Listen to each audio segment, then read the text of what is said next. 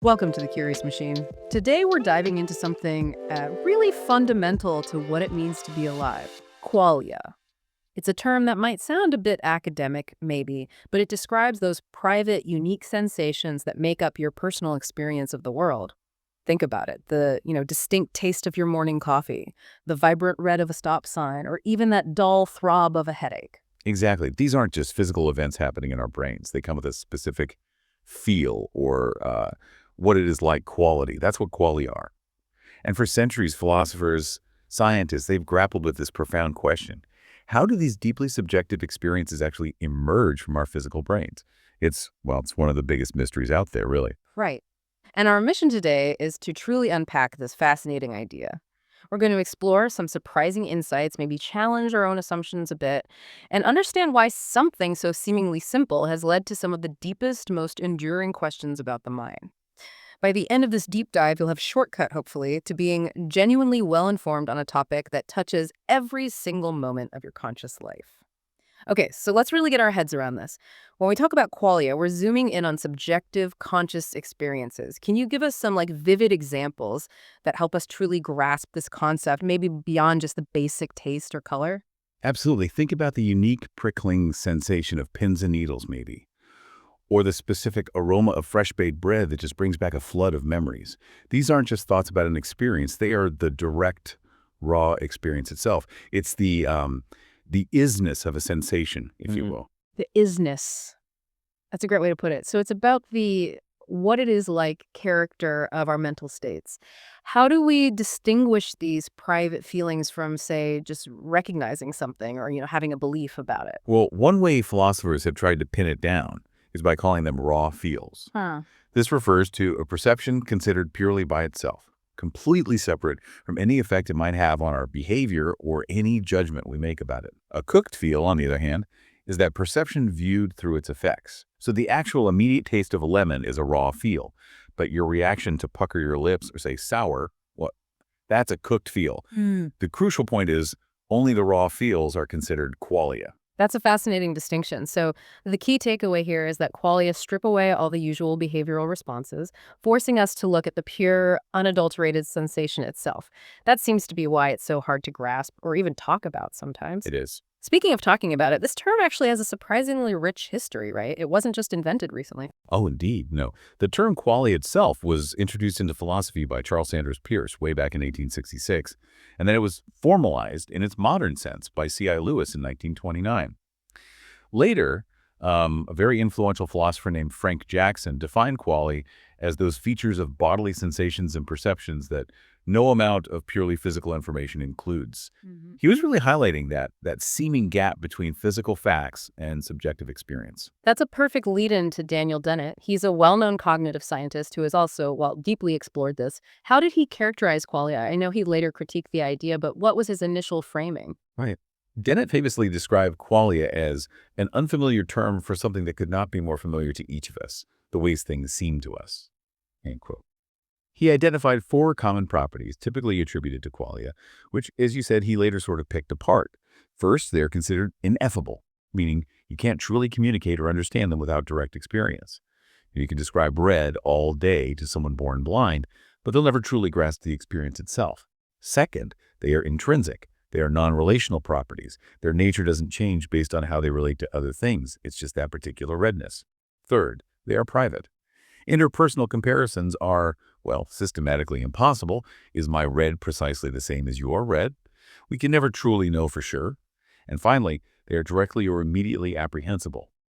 To experience a quail is to know you experience it and to know all there is to know about it right then and there. So these properties, ineffability, intrinsicality, privacy, and direct apprehension, they don't just define qualia, they highlight why the concept is so philosophically thorny and why it resists easy scientific explanation.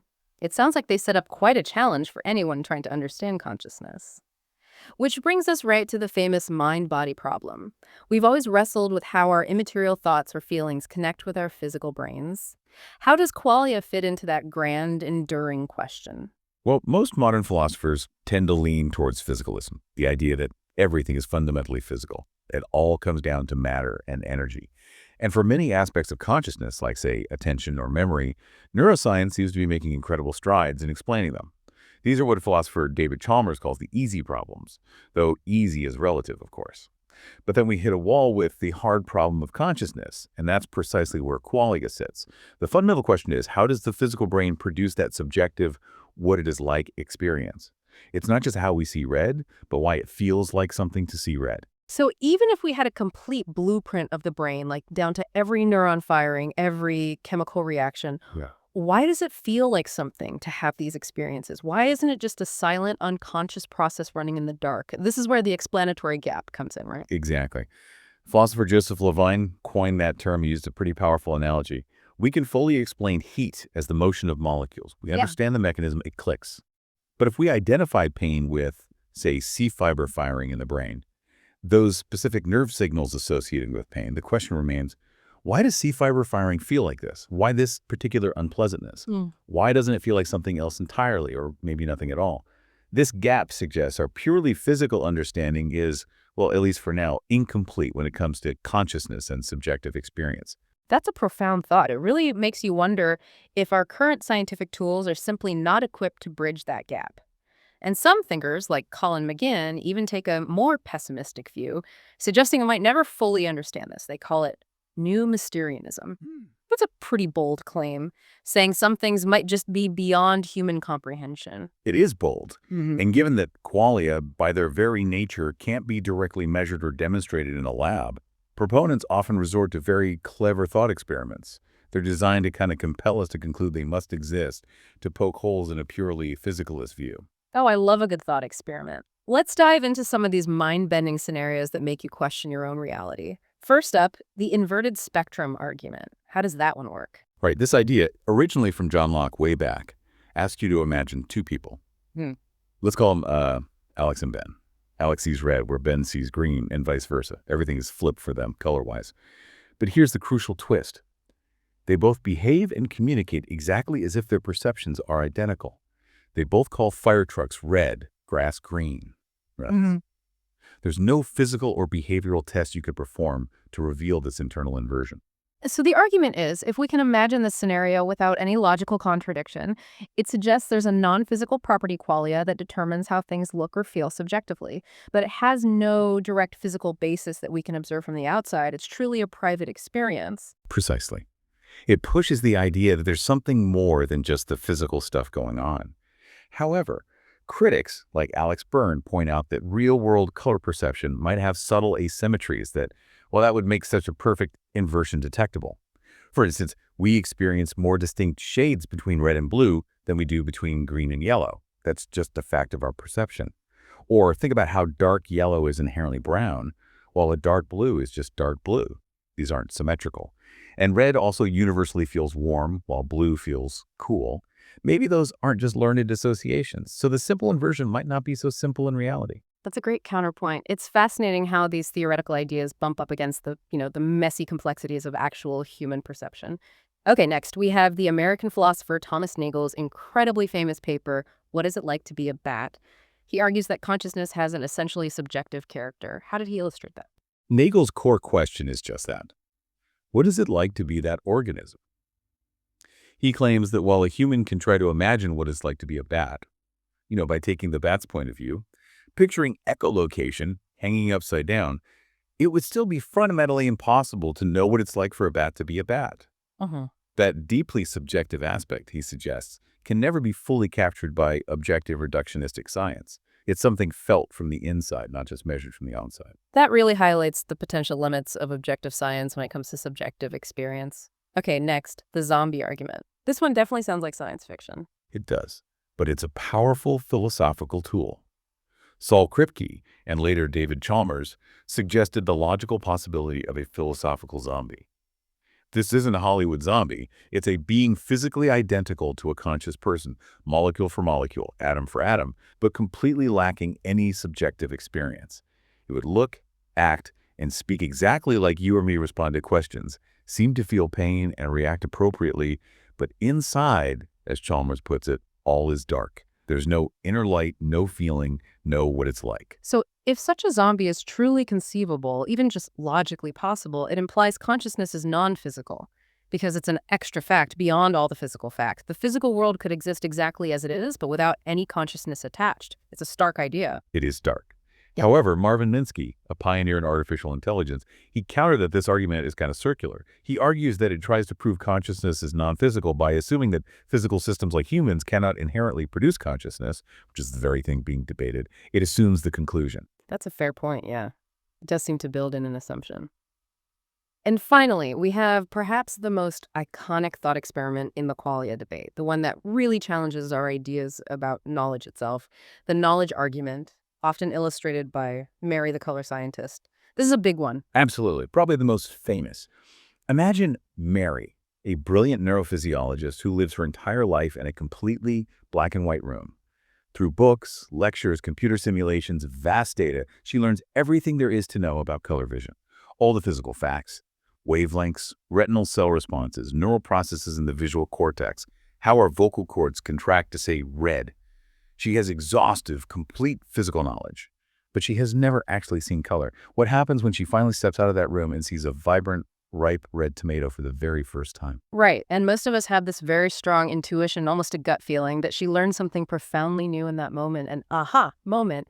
Now I finally know what red is like. It feels like it's not just a new physical fact, it's a whole new category of knowledge, experiential knowledge. And that's exactly what Frank Jackson, who proposed this thought experiment, argued.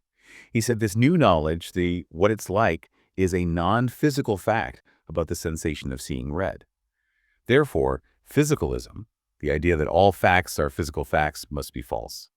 It seems to point directly to the existence of qualia as something beyond the physical. This raises a really important question for you, the listener. What do you think Mary would experience? Would she truly learn something fundamentally new, something purely subjective?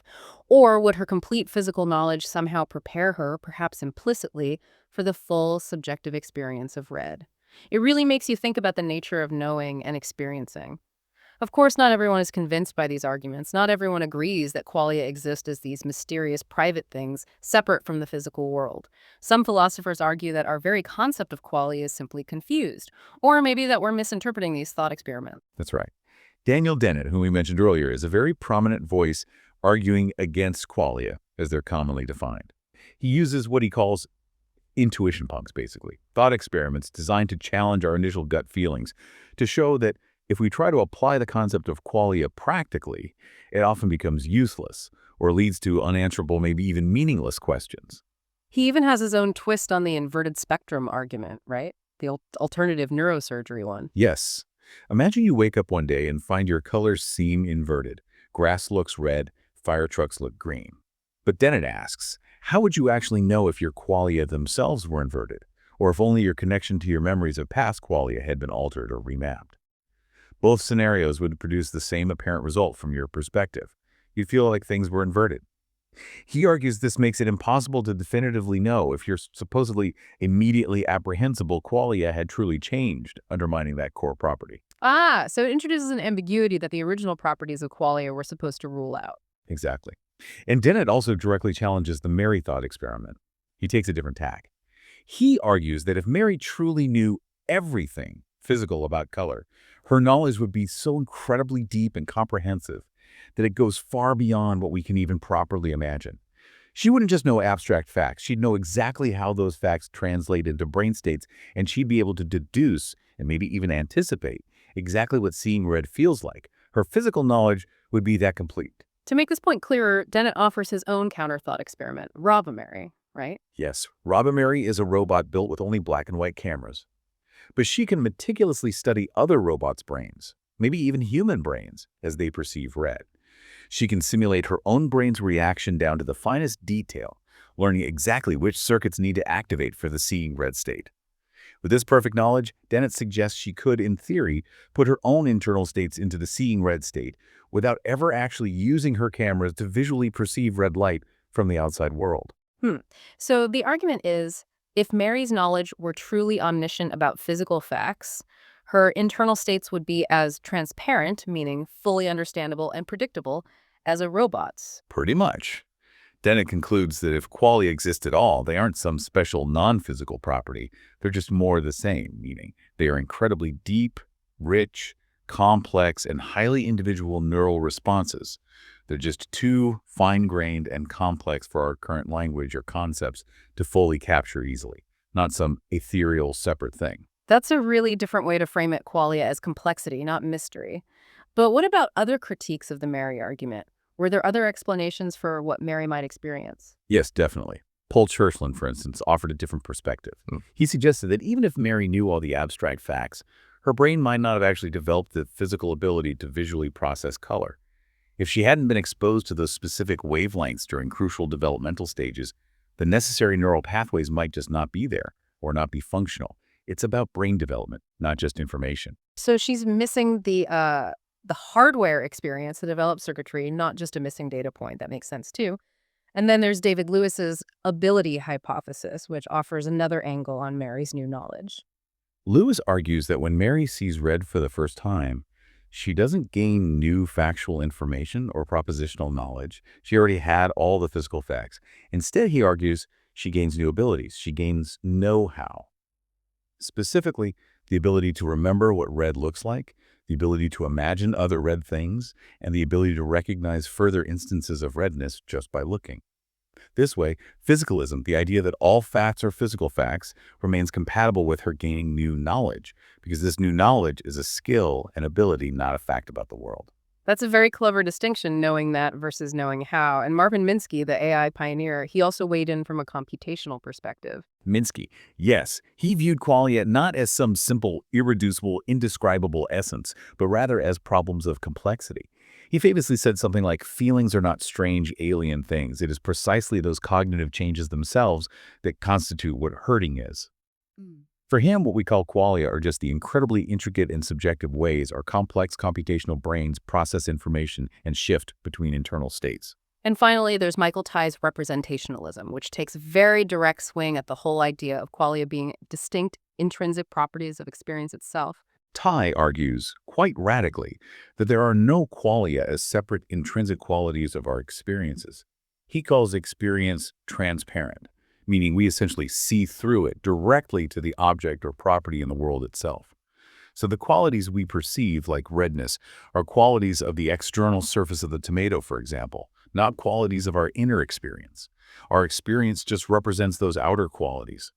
He describes phenomenal experience with the acronym PANIC: poised, abstract, non-conceptual, intentional content, essentially arguing our experiences are directed outward at objects, are immediate, don't require concepts, and represent the world, not some inner qual. It's a very counterintuitive idea for many people. Okay, so we've covered a lot of philosophical ground arguments and counter-arguments, but what about the scientists? What do neuroscientists, those who actually study the brain directly, have to say about qualia? Are they just dismissed as a philosophical abstraction in the lab? Well, interestingly, no, not really. Many neuroscientists actually lean towards the existence and importance of qualia. They often push back against purely philosophical critiques that try to explain them away entirely. They tend to see them as real phenomena that need explaining by science, even if it's hard.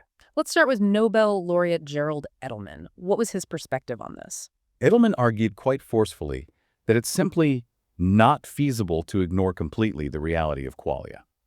He believed that any scientific theory of consciousness must assume that observers have sensation as well as perception. Why? Because, as he put it, there is no qualia-free scientific observer. For him, our own subjective experience is the fundamental starting point, the ground truth for understanding the brain. That's a powerful statement from someone so rooted in empirical science. And neurologist Antonio Damasio, known for his work on emotion and consciousness, how does he define qualia? Damasio defines qualia quite simply and relatably as the simple sensory qualities to be found in the blueness of the sky or the tone of sound produced by a cello, the basic feels.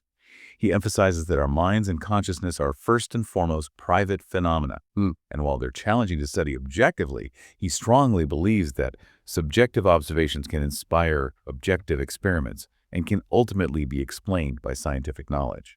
He views the philosophical resistance to taking subjective observations seriously as a kind of throwback to an outdated behaviorism, where only outward actions mattered and the inner world was ignored. So these neuroscientists are essentially arguing that just because something is subjective doesn't mean it's unscientific or can't be approached scientifically. It just requires different methods, perhaps. Rodolfo Yinas, another prominent neurologist, takes an even more evolutionary view of qualia, doesn't he? He does. Linaz argues that qualia aren't just some byproduct. They're absolutely essential for an organism's survival. He thinks they played a key role in the evolution of nervous systems, even in relatively simple creatures. He contends qualia are a direct product of specific neuronal oscillation patterns in the brain waves, essentially. And he points out that we can actually turn off qualia by altering these brain oscillations, as we see quite clearly in anesthesia. For him, it's a very direct mechanistic link between brain activity and subjective feeling.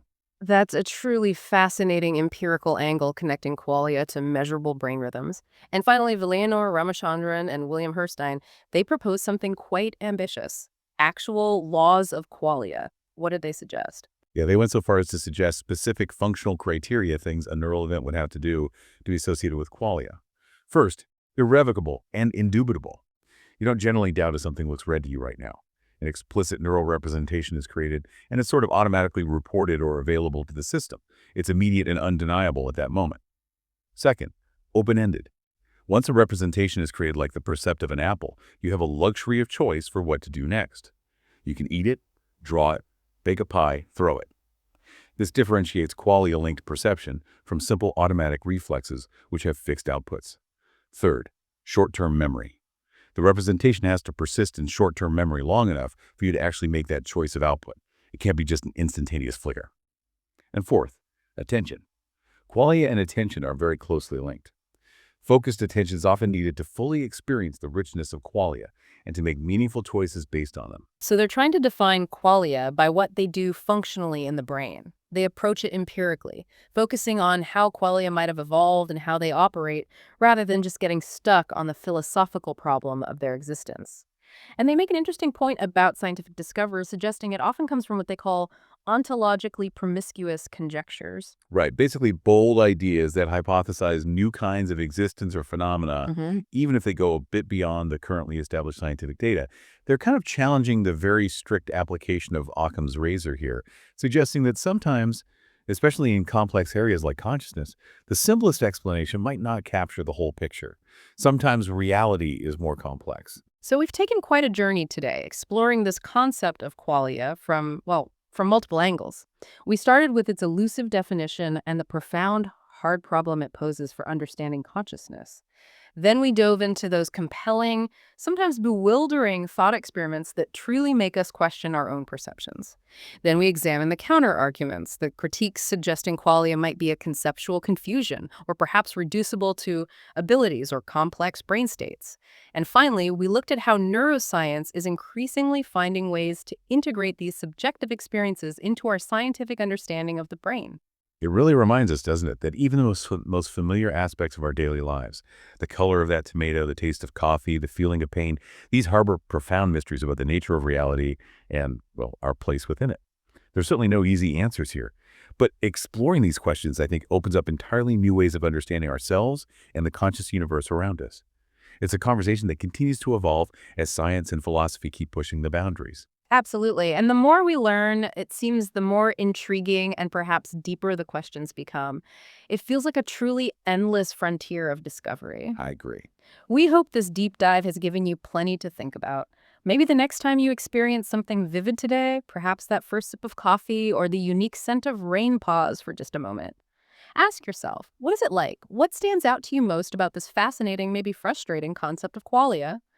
We encourage you to keep exploring, keep questioning, and above all, keep being curious. Thank you very much for sharing this enjoyable conversation with us. Until we meet again tomorrow with a brand new topic, take very good care of yourselves. Goodbye.